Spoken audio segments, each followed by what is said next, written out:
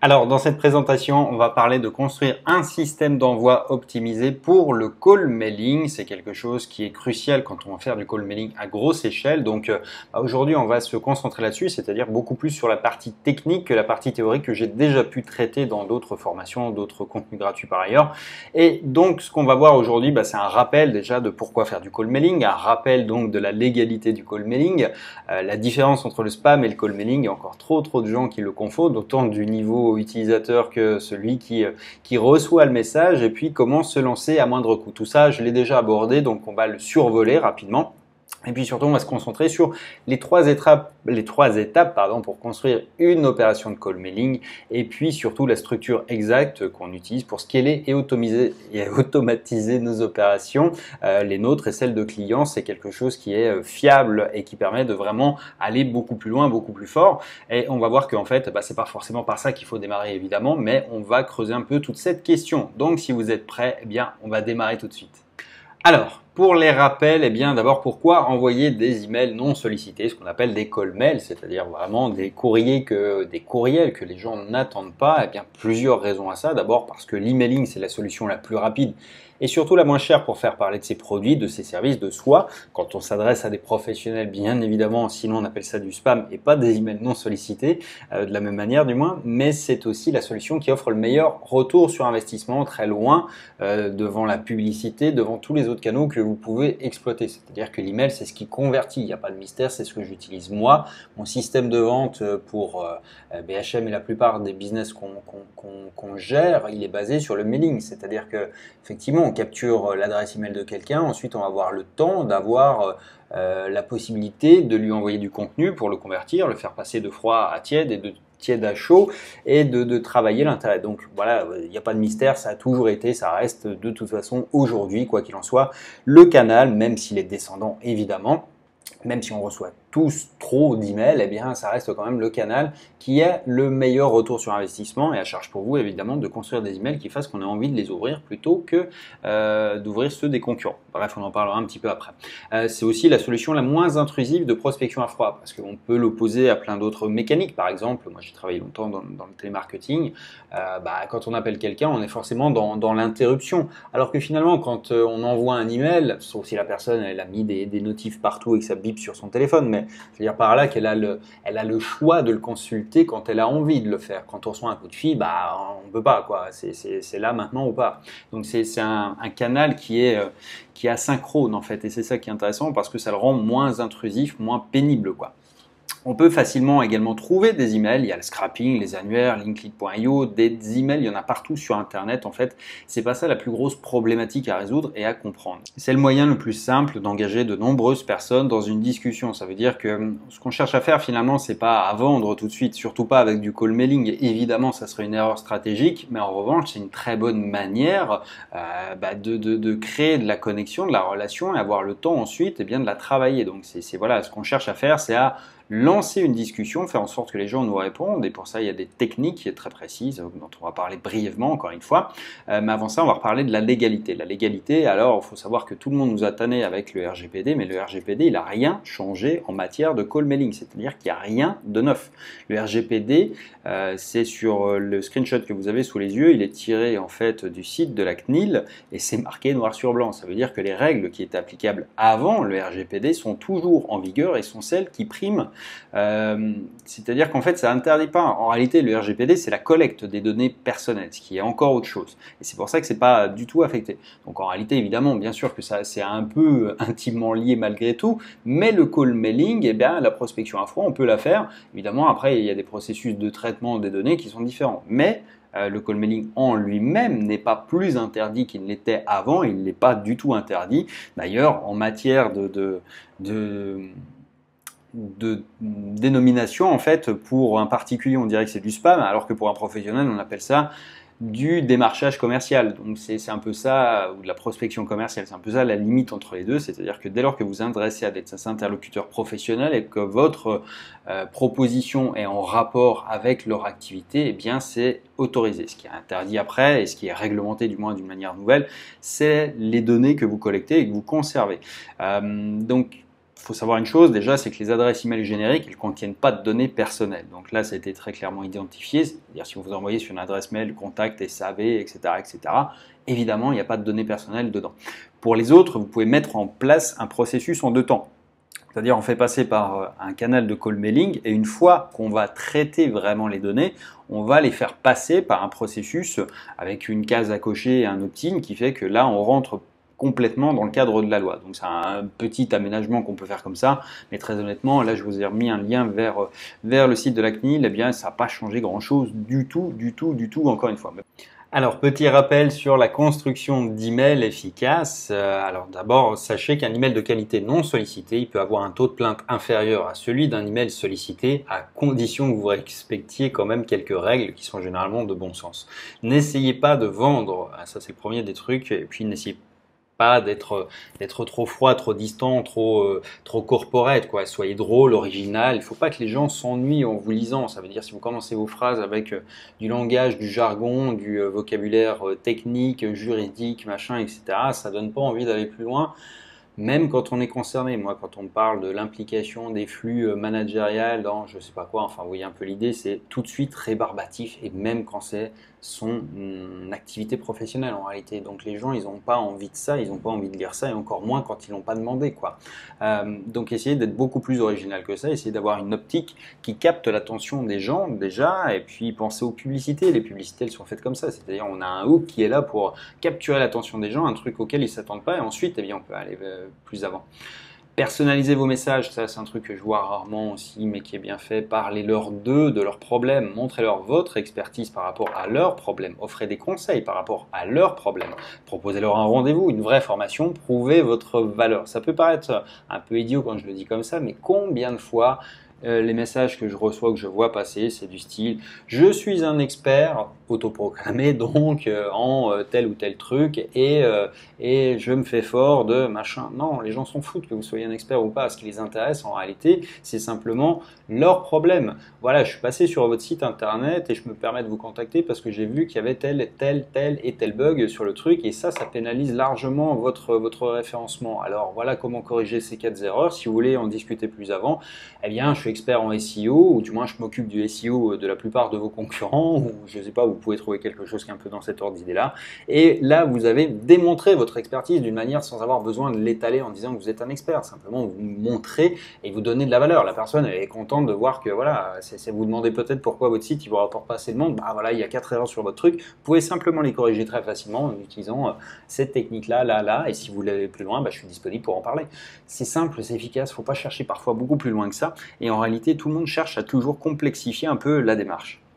Envoyer un premier message, puis maximum de relances, espacé de 5 à 10 jours. Bah ouais, ça peut paraître un peu basique quand je le dis comme ça, mais les gens en fait, ils font un email, ils envoient, et puis ils disent ça marche pas. Un email, en fait, quand on envoie 2 à 3 emails, bah, on double ou on triple les résultats potentiels. C'est pas tout à fait vrai, mais disons qu'on peut largement passer de 25 à 50, 60 avec 3 emails. Donc évidemment, c'est lié dans la technique d'exploitation, c'est pas un seul email qui va produire des résultats. Non, et c'est surtout pas le premier que vous allez écrire qui va en produire non plus. Ne renvoyez pas le même message, faites référence à votre précédent courriel si vous devez relancer. Donc ça, c'est intéressant aussi de varier un peu les trucs, mais pas le même message dans le sens où si la personne n'a pas répondu et que vous savez qu'elle a ouvert, c'est qu'il faut changer d'angle, quoi, tout simplement. Et puis l'idée, encore une fois, gardez ça bien en tête, c'est d'engager la conversation et de passer de cold à hot. Ça veut dire simplement que les gens, au départ, on n'est pas là pour essayer de vendre en one shot. Ça ne marche pas, ces parties-là. C'est-à-dire, n'essayez pas d'envoyer un coupon, une réduction, un truc. C'est juste pour engager la discussion, pour les pousser à aller plus avant, pour s'intéresser à ce que vous avez proposé.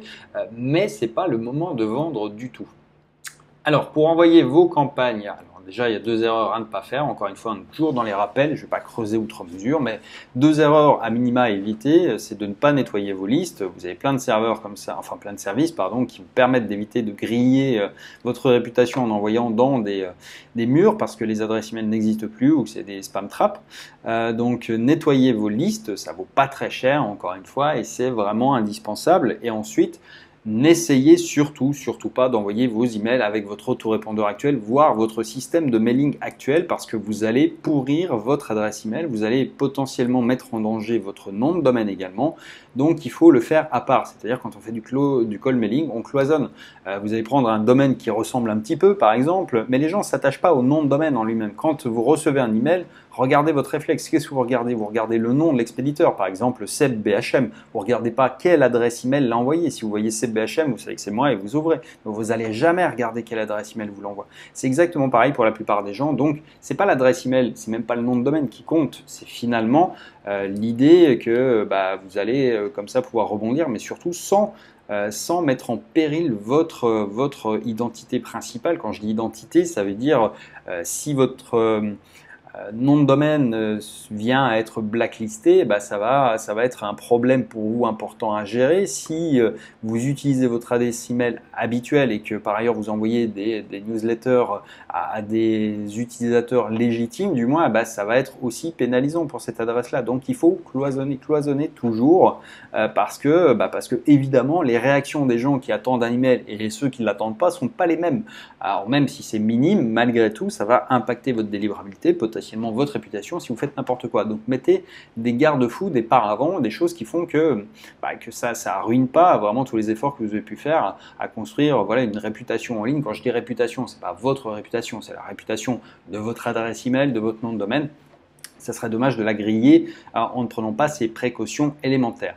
Ensuite, pour envoyer vos campagnes, la solution gratuite, idéale pour commencer, donc celle-ci, elle coûte quasiment 0 €, c'est Gmail plus Yam ou Gmass, et il y en a plein d'autres en ligne.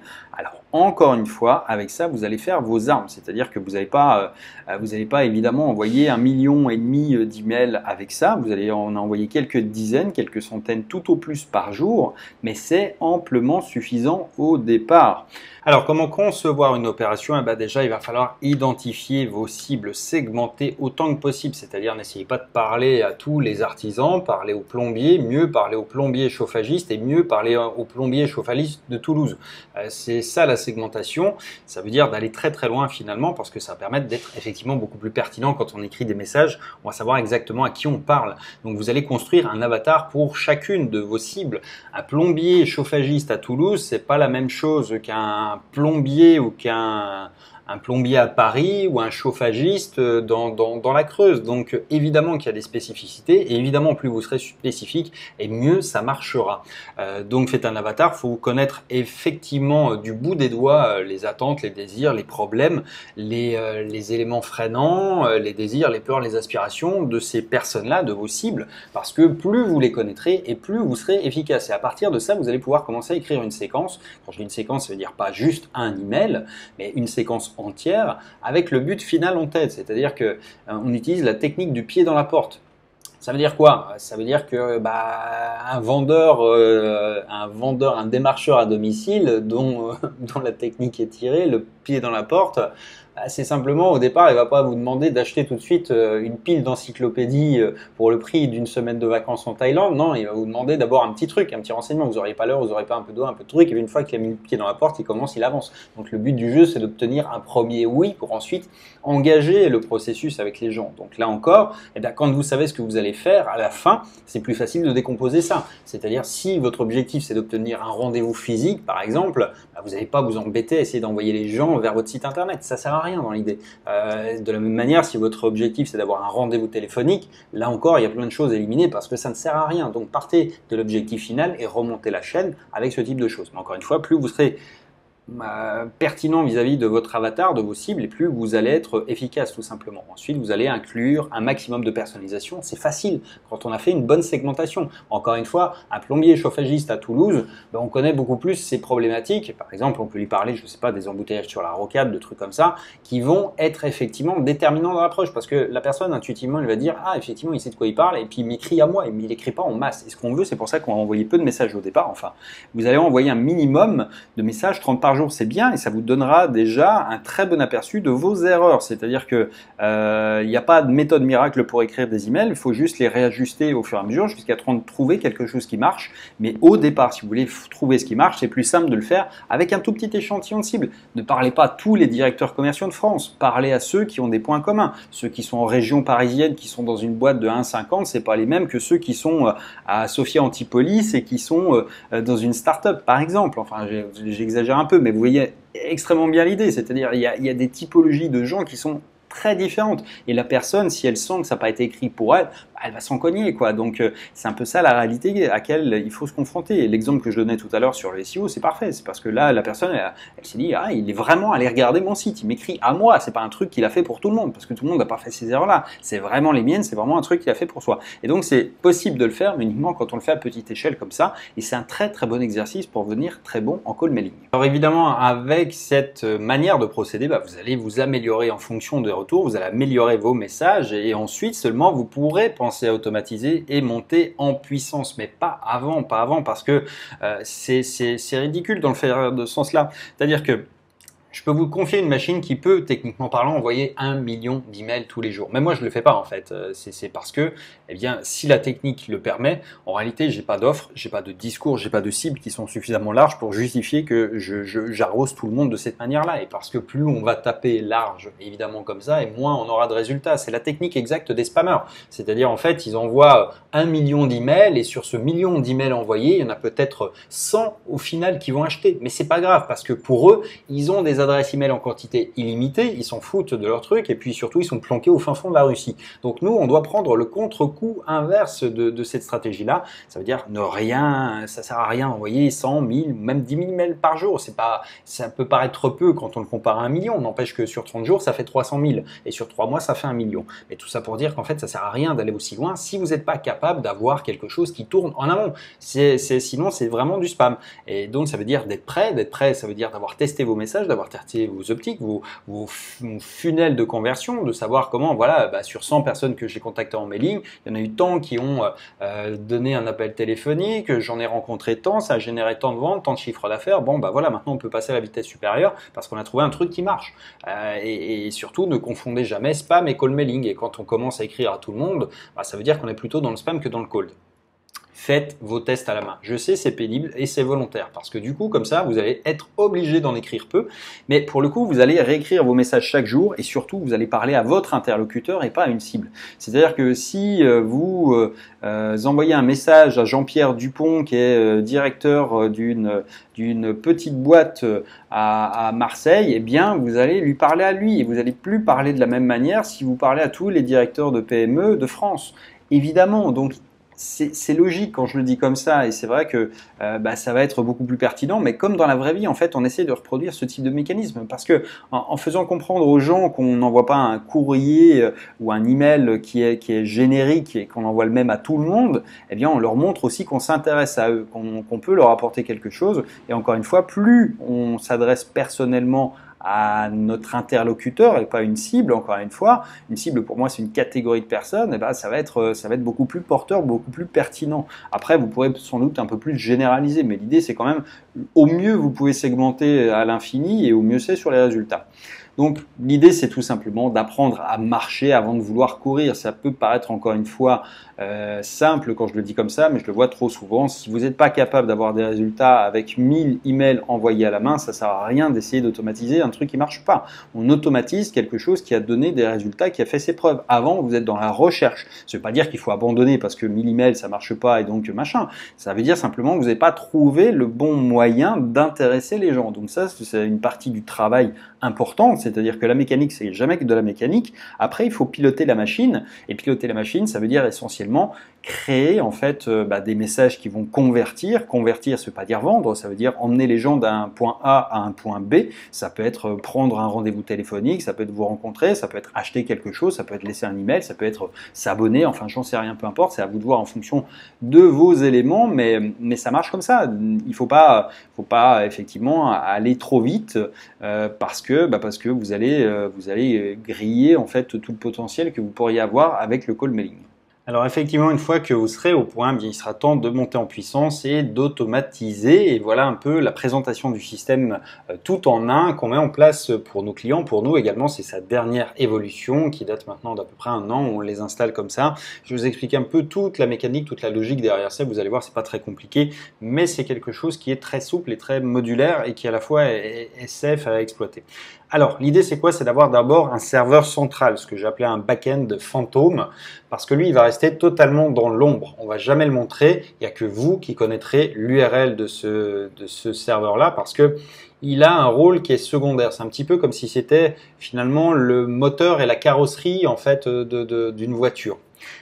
Donc ça, eh bien, ça va servir au travers d'un nom de domaine et d'un VPS à héberger les listes, à gérer les campagnes en mode totalement invisible. Encore une fois, ça va permettre de les envoyer, de les programmer, de traiter les bounces, c'est-à-dire les emails qui sont non valides, les désinscriptions, ça va suivre les ouvertures et les clics. Ça va permettre également d'avoir des fonctionnalités d'autorépondeur, par exemple de dire, voilà, dès qu'il y a un email qui rentre dedans, bah, ça veut dire à J+1, on va envoyer ça, à J+3 ça, à J+4, etc. Donc tout en automatique. Et puis derrière ça, on a des fonctions d'automatisation qui permettent d'interagir en fonction du comportement des gens. Par exemple, si les gens qui ont reçu le message 1 ont cliqué dessus, ben, on les envoie vers une liste secondaire, auquel cas ils auront par exemple une séquence qui est complémentaire, enfin qui va plus loin. Et si les gens ils ont ouvert mais pas cliqué, eh bien on va leur envoyer des emails de relance par exemple parce qu'ils vont être déplacés vers une autre liste. Donc on peut faire des choses qui sont extrêmement puissantes, mais encore une fois, c'est pas là où on détermine la stratégie. Ça c'est une machine, c'est une voiture quoi. En fait c'est pour ça que je reprends souvent cette image-là, mais c'est une voiture. La voiture, bah, elle fait le boulot, mais c'est pas elle qui s'autopilote. Donc c'est vous qui avez la stratégie. La stratégie on l'a déduite à l'étape précédente quand on a fait nos tests. À partir de ça, eh bien, on va créer un serveur satellite. Le serveur satellite, il va venir se plugger en fait sur le serveur central pour envoyer les campagnes. Là, pour le coup, si je reprends la même analogie que tout à l'heure, eh bien, le serveur satellite, c'est les roues de la voiture. C'est-à-dire que je pourrais en mettre plusieurs par ailleurs. Mais là, on va en parler que d'un. Donc, un serveur satellite, c'est les roues de la voiture et le reste, c'est la voiture. Donc, pour le faire fonctionner, on a besoin d'un nom de domaine et d'un VPS, et c'est lui qui va réellement envoyer les emails. Le premier, le serveur central, il transmet au serveur satellite les ordres d'envoi. C'est pas du tout la même chose. Et donc, lui, c'est celui-là qui est en front. Ça veut dire qu'on ne va pas utiliser ni votre nom de domaine, ni votre adresse email actuelle, parce que vous allez les griller, parce que c'est pas bon du tout de l'utiliser comme ça. Donc, vous pouvez utiliser quelque chose qui est proche, vous pouvez utiliser quelque chose qui n'a rien à voir. C'est pas très important en réalité au départ. Vous pouvez utiliser, je sais pas, moi je peux utiliser BH Marketing ou Black Hat Marketing ou BHMKG ou voilà, vous voyez un peu l'idée. Ça reste la même identité. Simplement, je vais cloisonner en fait pour pas qu'il y ait de contagion possible s'il y a un truc qui dérape parfois, si voilà, on a énervé un peu les gens de temps en temps, ça peut arriver, on n'est pas à l'abri non plus, parce qu'il y a quand même un aspect qu'il faut garder en tête, c'est que vous ne travaillez pas avec des gens qui vous ont demandé à recevoir vos emails. Donc, mettez toujours ces barrières de sécurité, c'est important d'avoir quelque chose qui ne va pas venir pénaliser tous les efforts que vous avez mis avant ça pour construire voilà, ce que vous avez, un nom de domaine, une adresse email qui délivre, donc il ne faut pas tout mélanger. Et ben avec ce système, vous allez quand même pouvoir envoyer jusqu'à 10 000 emails par jour, ce qui en fait quand même 300 000 par mois, c'est déjà énorme. C'est faisable à une condition et une seule, c'est que vous respectiez effectivement toutes les règles qu'on a vues, parce que si vous envoyez du spam, bah, ça va tenir le temps du spam, c'est-à-dire 2, 3, 4, 5 jours peut-être, et au fur et à mesure que vous envoyez n'importe quoi, les gens se plaignent, et plus les gens se plaignent, plus votre délivrabilité descend, et à un moment, eh ben, vous arrivez systématiquement en spam. Donc c'est aussi simple que ça. En revanche, si les réactions des gens sont positives, bah, ça peut durer des années. Moi j'ai un serveur qu'on a installé il y a pratiquement 3 ans maintenant, qu'on n'a toujours pas changé, qui inboxe toujours parfaitement. On utilise un outil qui est MailTester, je vous en reparlerai un petit peu tout à l'heure, qui permet d'avoir un contrôle sur les notes de délivrabilité. Et là, en l'occurrence, c'est la note max, donc ça veut dire que tant que la note elle est bonne, c'est un peu comme le contrôle technique pour une voiture, effectivement, et bien avec ça on va pouvoir savoir si le serveur il est marqué, si on a fait n'importe quoi avec, et s'il faut le changer ou pas. Et dans ce cas de figure là, c'est pour ça qu'on a monté cette structure modulaire d'ailleurs, c'est que le serveur satellite, on peut le remplacer au cas où sans avoir besoin de tout jeter. Donc de la même manière, on ne jette pas une voiture parce qu'on a crevé un pneu. C'était un peu ça le sens de notre réflexion quand on a conçu ce système modulaire. Bref. Donc ce système, eh ben, il est basé sur Mailwiz, j'en ai déjà parlé. Mailwiz, c'est ma boîte à outils en fait de mailing. Il me sert à tout, il est extrêmement puissant ce logiciel finalement, il n'est pas cher. Et puis surtout, il permet de faire plein de choses. Il nous sert pour les opérations classiques, donc pour remplacer un autorépondeur, et puis il nous permet même de gérer des campagnes à plusieurs centaines de milliers d'emails envoyés par jour. Donc le truc, c'est vraiment un outil magique, quoi. Il vaut 60 $. Donc c'est vraiment un truc qui est canon. Et plutôt que d'avoir 4-5 logiciels différents, ben, on a fait le choix de prendre celui-ci parce qu'en plus il est open source sur le code, enfin du moins le code n'est pas encrypté, donc on peut encore en plus se plugger dessus et développer ce qu'on veut par ailleurs. Donc ce système, il vous permet même sur le même système là, ce serveur central, vous pourriez même mettre votre autorépondeur, votre routeur actuel. Il suffit de cloisonner les choses et ça on peut le faire de la même manière, comme ça il n'y a pas de... Encore une fois, le serveur central c'est un back-end fantôme, donc on peut utiliser pour faire ce type de mécanique, en fait, mettre un compte SES ou SendGrid par exemple, pour traiter les listes blanchies ou même pour envoyer vos propres newsletters. Nous on le fait par exemple sur des opérations, c'est de dire si la personne elle ouvre plus de 2 ou 3 fois l'email, ben, on considère qu'elle ne va pas se plaindre et donc on va l'incorporer directement dans les listes principales et effectivement ça marche. Ça marche parce qu'on n'a pas forcément besoin d'aller chercher beaucoup plus loin et donc ceux-là, en fait, on ne va pas les traiter avec la même adresse email, on va passer par un service qui a une meilleure délivrabilité, mais sur lequel on est tenu d'avoir un respect au niveau des bounds, des plaintes, des choses qu'on ne peut pas éliminer. Là, en fait, l'avantage de ce système-là, c'est qu'on est chez nous, on fixe les règles, c'est-à-dire c'est notre serveur satellite, il n'y a personne qui va venir se plaindre, on peut uploader nos listes sur ce serveur et là, c'est nous qui décrétons en fait les règles, donc personne ne va venir vous l'enlever, c'est ça extrêmement puissant encore une fois. Alors, on va venir se faire un petit schéma pour résumer le principe de fonctionnement, donc c'est très simple et vous allez comprendre très rapidement. Donc ici, on a notre back-end. Donc le back-end, il sert à quoi? Il sert à héberger les listes d'emails, les listes scrappées qu'on a récupérées, qu'on veut exploiter. Et ces listes, elles vont venir alimenter effectivement des campagnes.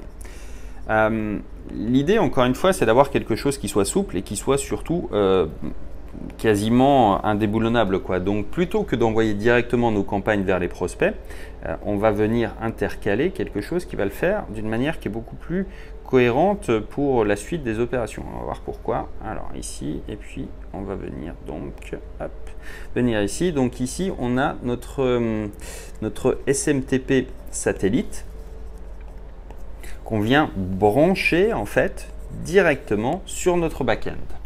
Donc en faisant ça, eh bien, c'est quelque chose qui va introduire une nouvelle barrière en réalité qui fait que quand on va vouloir faire partir nos campagnes, eh bien, ça va être envoyé par le back-end vers le SMTP satellite et le SMTP satellite va contacter le prospect.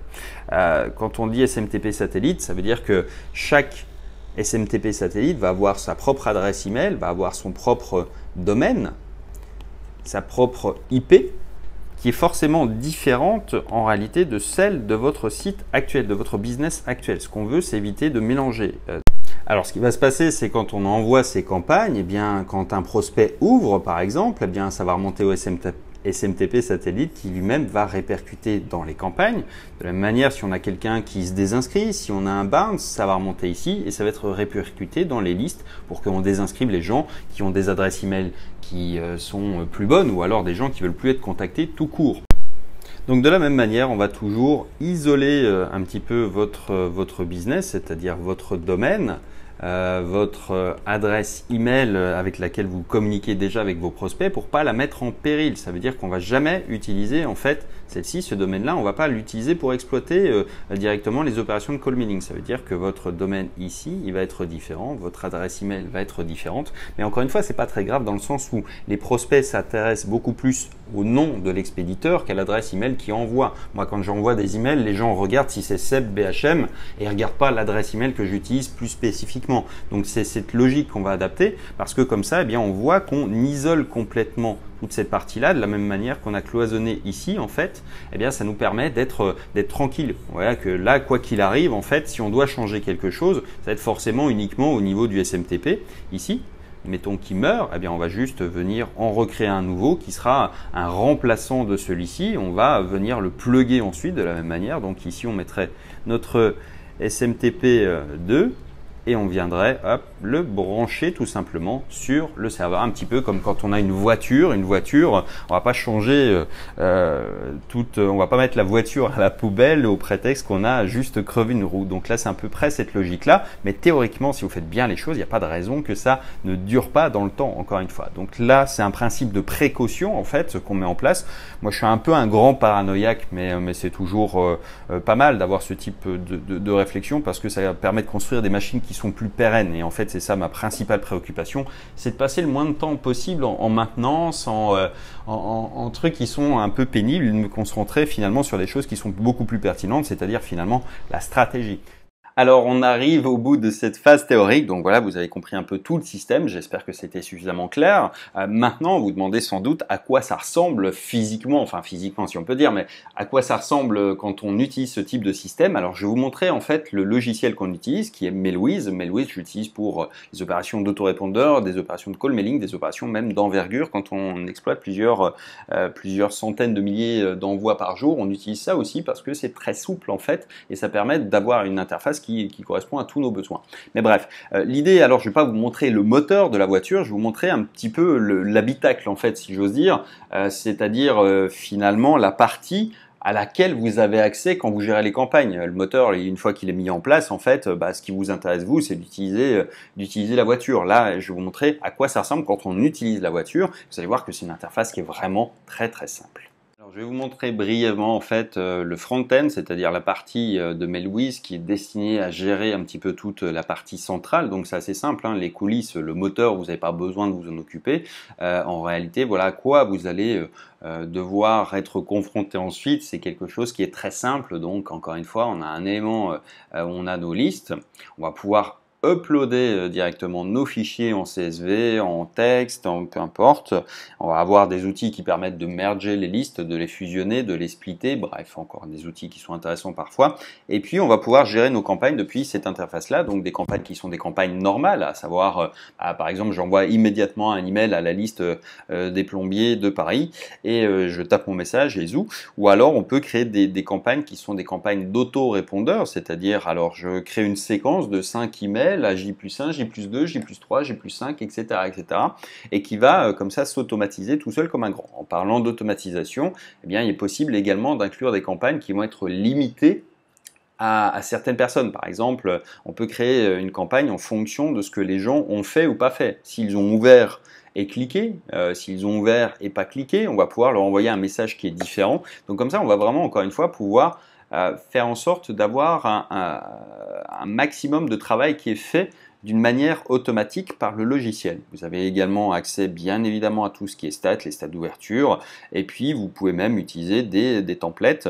Derrière ça, on a des API keys qui permettent de pouvoir jouer avec le logiciel avec des fonctionnalités extérieures. Donc là, je ne vais pas rentrer dans ce détail-là parce que c'est pas fondamentalement important, surtout si vous ne savez pas ce que c'est. Mais ça permet voilà, d'avoir un outil, vraiment encore une fois, c'est un outil qui est génial, qui est celui que j'utilise par défaut pour tout ce qu'on fait en mailing.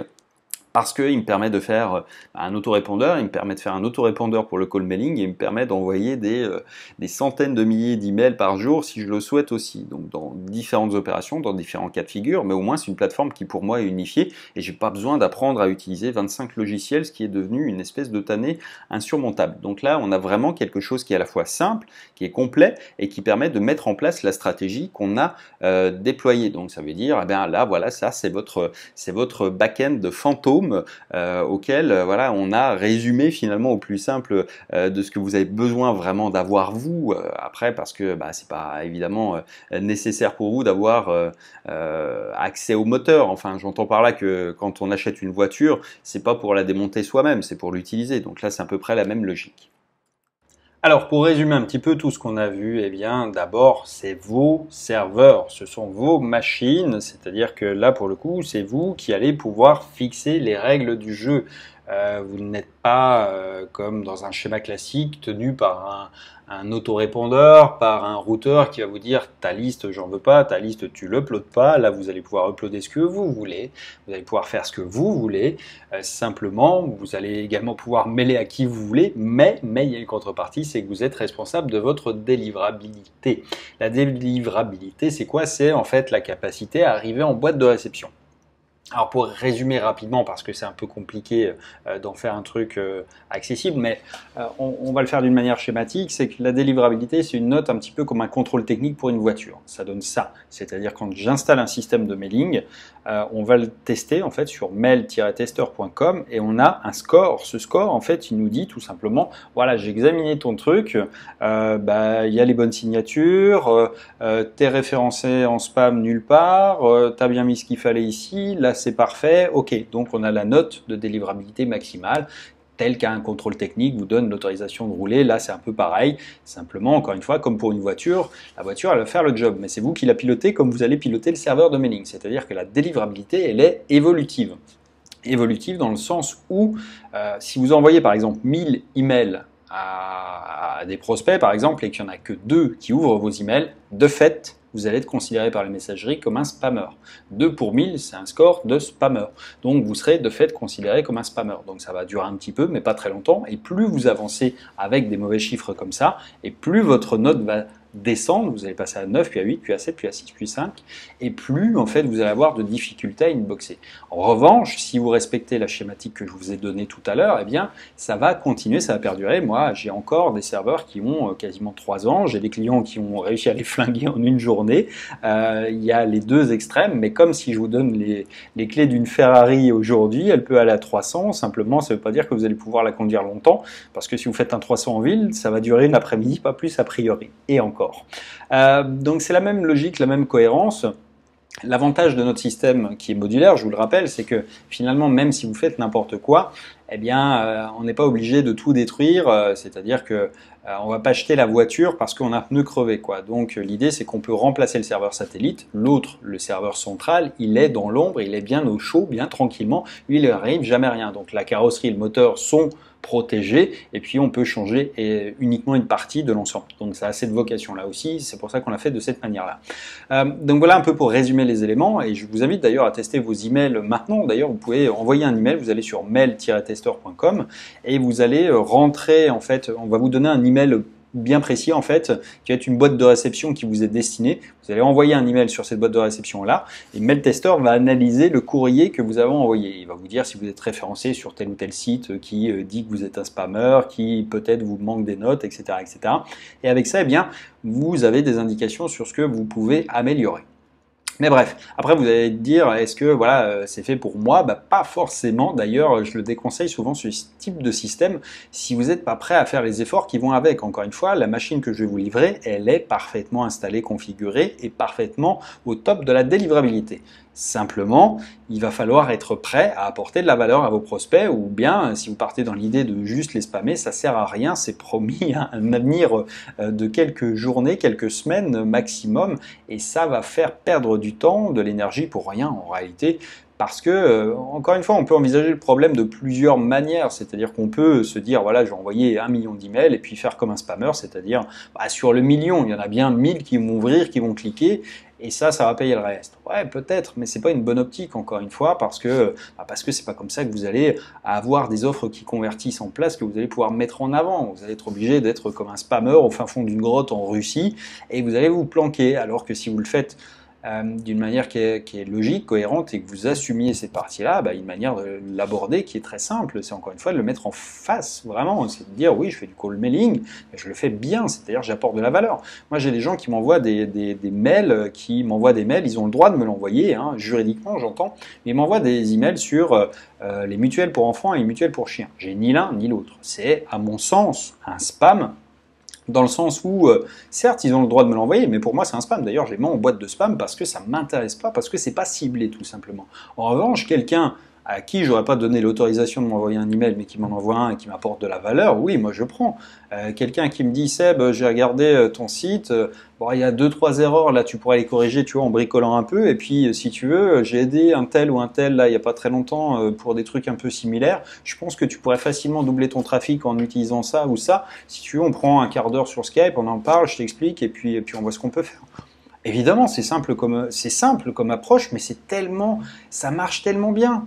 pourquoi vouloir arriver en disant le truc corporate, j'ai des Indiens qui m'envoient des messages comme ça et me disent voilà, on est des dieux du SEO, on fait des trucs pas chers, enfin bref, on s'en fout. C'est aucune espèce d'apport de valeur parce que voilà, les gens ne résolvent pas des problèmes, ils arrivent en essayant de vendre directement dès la première phrase, ce qui est extrêmement mauvais. Donc évidemment, c'est du spam. Dans ce cas de figure-là, uniquement dans ce cas de figure-là. Mais avec ça, en fait, si vous le faites proprement, en revanche, vous allez pouvoir faire plein de choses avec. Vous allez notamment pouvoir vous créer une mailing list parce que les gens qui ont commencé à ouvrir, on peut considérer au bout de 2, 3, 4 messages, par exemple, que c'est des gens qui sont convertis, c'est des gens qui sont devenus finalement acquis à votre cause. Enfin, moi, je le prends souvent comme ça, et donc du coup, je les intègre dans une mailing list générale parce que les gens, on les chauffe au fur et à mesure. Après, on peut prendre des rendez-vous, que ce soit des calls, des Skype, visiter une usine, un cabinet, enfin j'en sais rien, ça dépend de votre activité. On peut faire tout ça effectivement avec du call mailing, on peut booster une chaîne YouTube, on peut aller envoyer du trafic dans un groupe Facebook, un groupe LinkedIn, un forum par exemple, un endroit où vous allez plus facilement pouvoir convertir les gens. Vous allez pouvoir exploser vos demandes de devis. Si vous avez sur votre site par exemple une page pour demander des devis ou des contacts, vous allez pouvoir aussi envoyer du trafic vers vos offres, et tout ça en fait, tout ce qu'on a vu gratuitement ou presque, parce que le coût en fait d'envoi des emails, il est totalement décorrélé en réalité du volume que vous envoyez, ou presque. Le système dont je vous ai parlé, encore une fois, il permet d'envoyer 10 000 emails par jour, c'est-à-dire 300 000 par mois. Et justement, combien ça coûte? Eh bien, pour le mettre en place, ce truc, vous n'avez pas besoin de grand-chose. Donc, vous avez besoin de 2 noms de domaine. Vous avez besoin de Mailwiz, qui est le script central, donc qui va gérer toute la partie technique, et en fait c'est le moteur de la voiture tout simplement.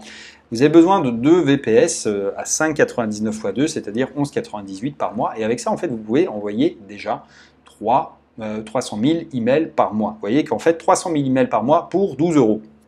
C'est la réalité en fait de ce qu'on installe, et ça permet d'avoir pour 12 €, je ne sais pas ce que vous pouvez faire de plus intéressant en matière de budget, mais je crois qu'il y a quand même assez peu de choses. Alors évidemment, encore une fois, entendons-nous bien, l'idée c'est pas de shooter 300 000 pour dire j'ai 300 000 et je vais les faire, c'est de shooter uniquement ce qui est nécessaire en apportant de la valeur. S'il y en a que 10 000, il faut travailler ces 10 000 et les travailler bien, et ça c'est extrêmement important encore une fois. Mais malgré tout, aujourd'hui, la pub Facebook par exemple, ça coûte une blinde, c'est la moitié en fait. Le CPM, le coût pour afficher 1000 bannières ou 1000 pubs par exemple, c'est plutôt de l'ordre de 20-25 € aujourd'hui. Donc on est à moitié moins cher pour pouvoir toucher entre guillemets 300 000 personnes. En optionnel, vous avez Amazon SES dont j'ai brièvement parlé, qui lui vous permet de plugger une partie pour des listes qui sont blanchies, encore une fois, et là vous payez ce que vous consommez sur la base de 100 € le million, c'est-à-dire c'est ridicule effectivement.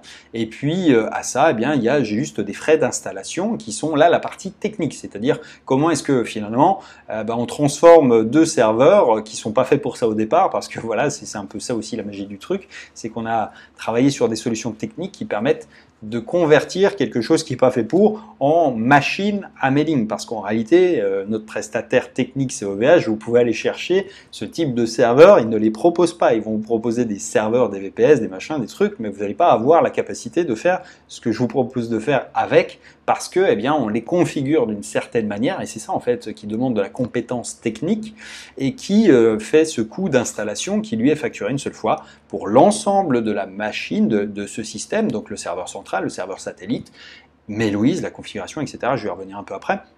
Mais une seule fois. Alors vous dites maintenant peut-être, mais c'est quand même pas donné son truc. Et je pourrais vous répondre qu'en fait, ça demande des compétences de techniciens, des gens qui sont pas faciles à trouver, pour arriver à transformer des machines en quelque chose pour lequel elles ne sont pas prévues. D'ailleurs, je vous invite à faire le test, vous allez voir que c'est pas facile du tout et que c'est pas fait pour. Mais je préfère en fait aller plutôt vers des arguments qui sont différents. C'est-à-dire que finalement, il y a un adage que j'aime bien qui consiste à dire que la publicité, elle est jamais assez chère. C'est-à-dire tout le monde se plaint du prix de la pub. Mais la pub, en fait, ça marche dès lors qu'on a des bonnes offres à mettre en face de la pub. Après, peu importe le coût de la pub. Si vous avez des offres qui sont suffisamment pertinentes, qui répondent à un problème et que vous faites de la marge, il faut en faire autant que possible de la pub, parce que dans ce cas de figure-là, vous rentrez du client gratuitement et après vous faites de la marge à vie. Et c'est un peu la même logique finalement. C'est que aujourd'hui, vous pourriez vous dire, je dépense de la pub, peut-être 30 € par jour en pub, et je suis pas capable de savoir combien ça rapporte, ou peut-être même ça me rapporte rien, peut-être je fais même pas d'argent avec, et ça coûterait le même prix.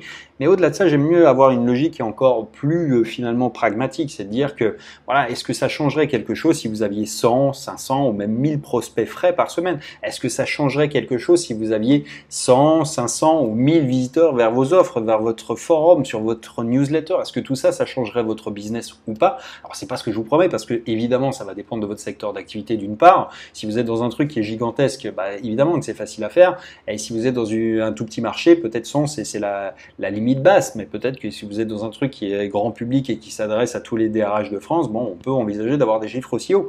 Donc, ça va dépendre de ça. Puis, ça va dépendre également de votre capacité à générer, vous, des séquences qui convertissent. Mais au-delà de ça, nous, on a des opérations qui tournent en récurrent, qui effectivement arrivent à faire 100, 500, 1000, ça dépend des opérations, ça dépend des clients, ça dépend de leur secteur d'activité en général, et c'est ça qui fait la différence. Mais est-ce que pour vous, ça ferait une différence d'avoir plus de prospects dans votre activité, plus de leads frais, plus de gens comme ça? Et si oui, est-ce que c'est quelque chose qui vaut un peu le prix de ce système? C'est finalement aussi simple que ça à résoudre. Et derrière, n'oubliez pas que ce système, il vous permet, une fois qu'il est installé, d'avoir votre système qui va vous permettre d'envoyer jusqu'à 10 000 emails par jour pour 12 euros seulement par mois.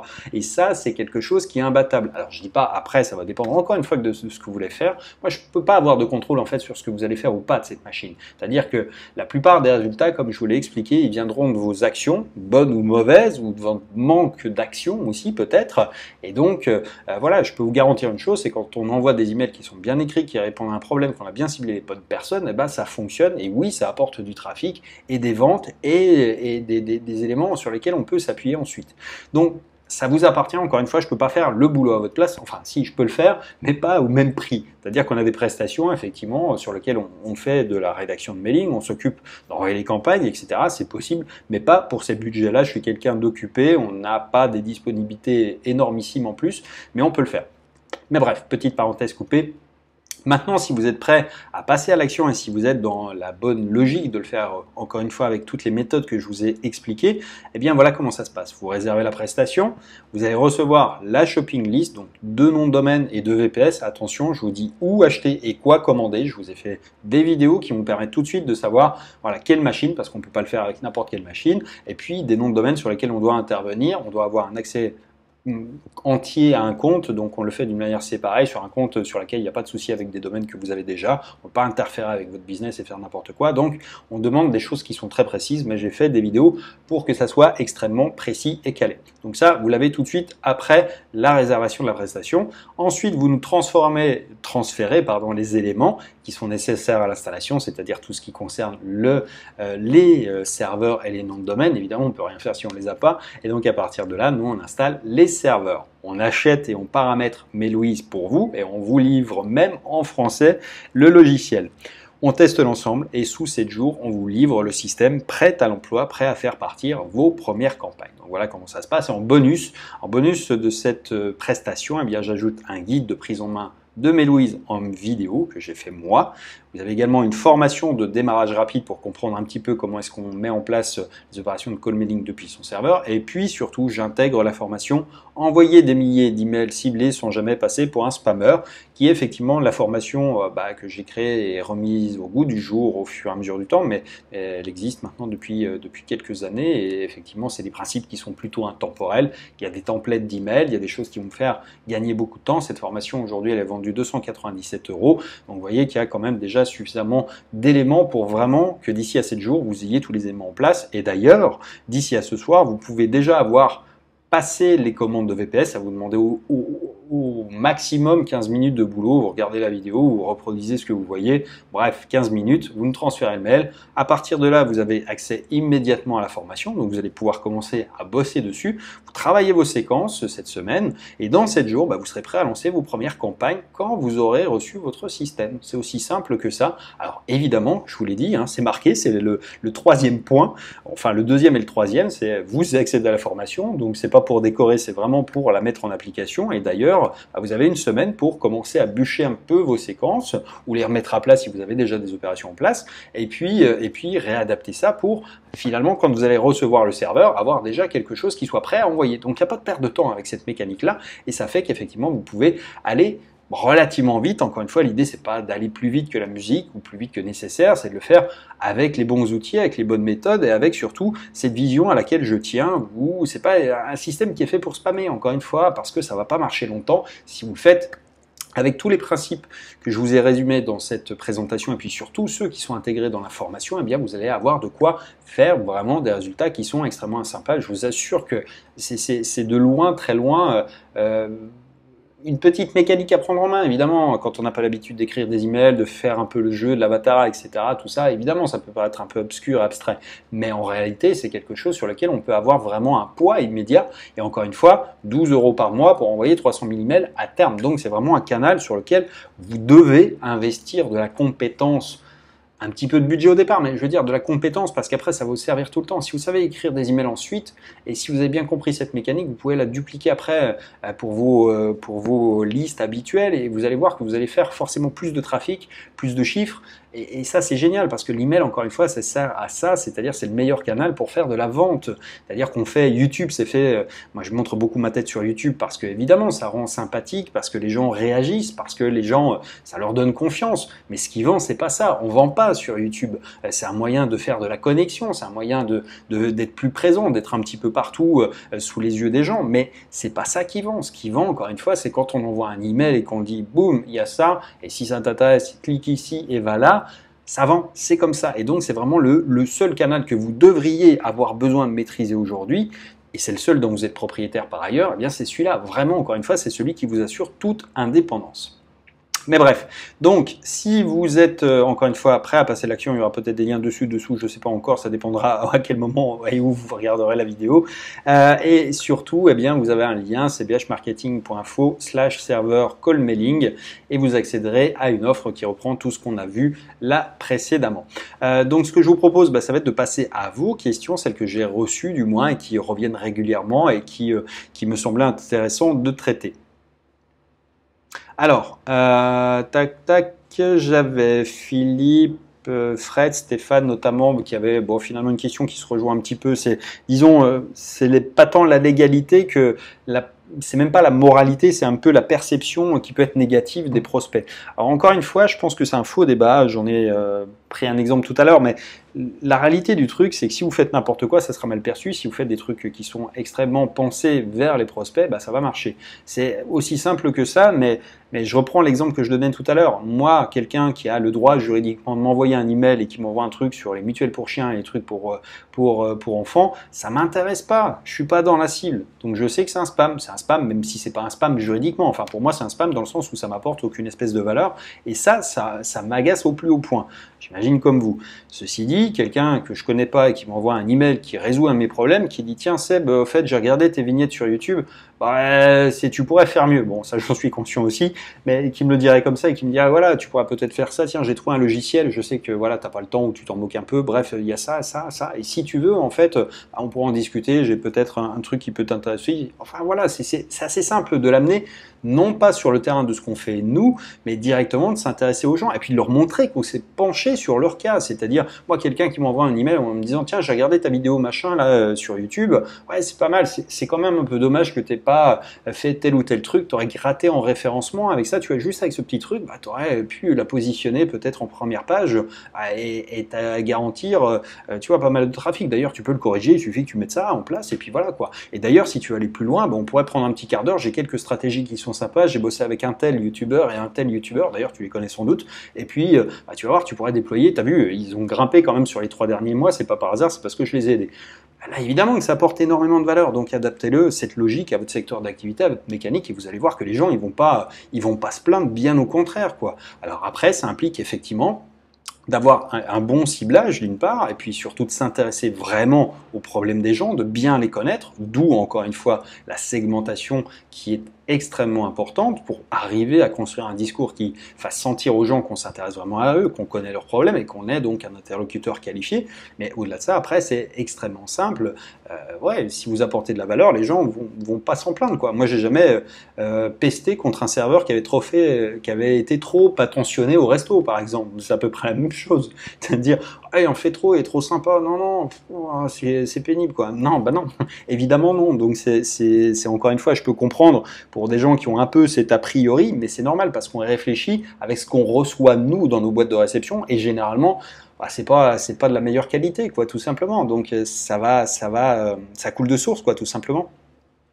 Qu'est-ce que j'avais des questions qu'on avait un peu vues déjà sur tout ce qui était le serveur de mailing, donc je vais pas forcément revenir dessus. La partie technique dont on parle toujours, les gens ont tous un peu peur que ça soit effectivement compliqué. Ça, c'est je crois Eric qui m'avait posé cette question-là.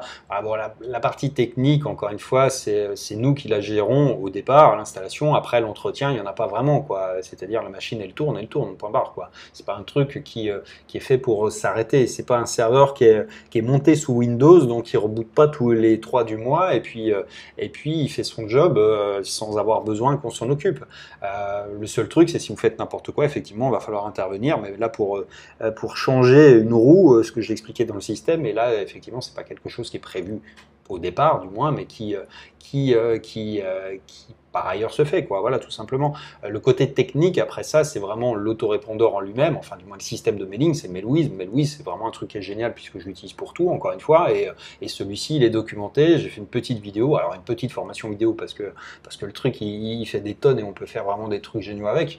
Puis surtout, encore une fois, il y a un forum avec tout le support et tout le truc, donc là, je vais pas faire doublon non plus sur tout ce truc-là. J'ai traité les principales fonctionnalités, ce que vous avez besoin de savoir pour démarrer. Le reste, après, vous allez découvrir en pratiquant quoi. Donc c'est normal que vous n'ayez pas toutes les clés en main tout de suite, mais c'est pas forcément indispensable non plus. Enfin, mieux vaut se lancer et connaître déjà juste les basiques et après affiner un peu quoi. C'est un peu ça ma vision. Qu'est-ce que j'avais d'autre? C'était Jean-Philippe, je crois. Ouais, qui me disait comment est-ce qu'on n'arrive pas dans les spams, comment est-ce que ça se passe pour inboxer. Bon, je pense que j'étais suffisamment clair tout à l'heure sur cette partie-là. Ce qu'il faut garder en tête, c'est que c'est vous qui allez être responsable de cette partie-là.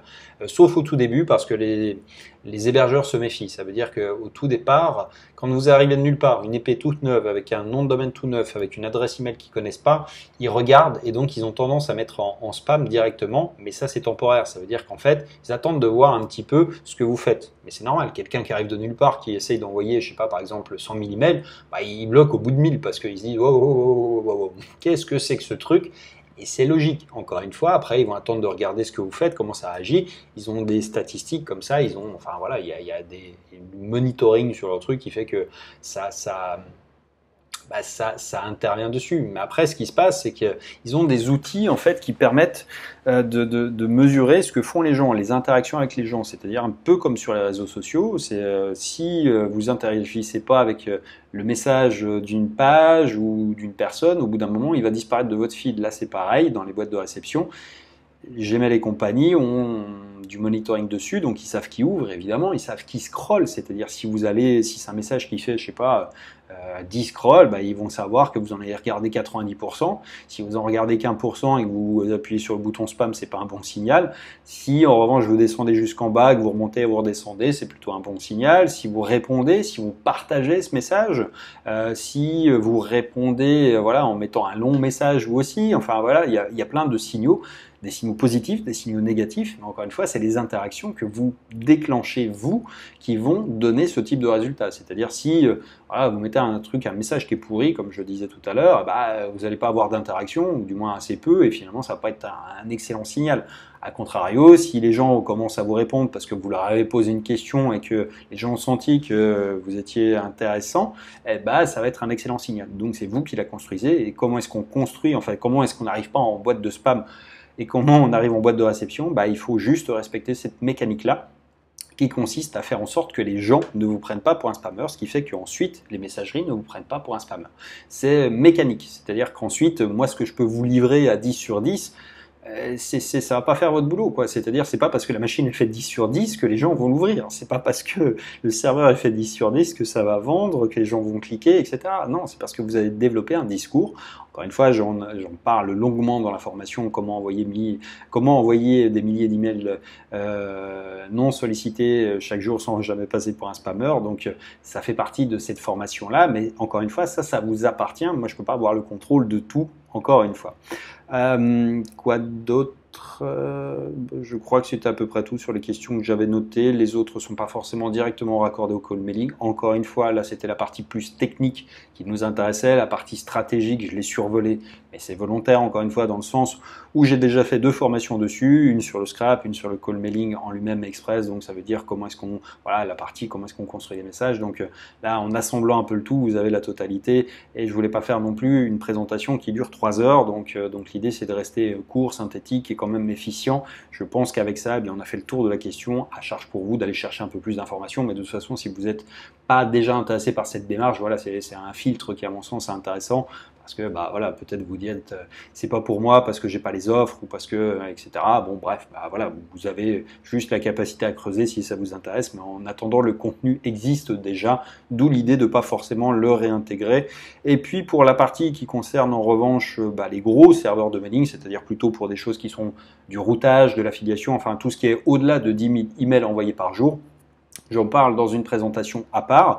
Là encore, parce que c'est des contraintes, c'est des structures qui sont un peu différentes. On s'appuie toujours plus ou moins sur les mêmes logiciels, en revanche, mais on a bâti des infrastructures qui sont différentes en matière d'exploitation. Donc là encore, ça rentre pas dans ce cadre-là. Je l'ai traité à part, ce type de questions. Aujourd'hui, c'était vraiment pour du call mailing jusqu'à 10 000 emails ciblés par jour, ce qui fait déjà pas mal entre nous. Et avec ça, bah, vous avez déjà de quoi démarrer.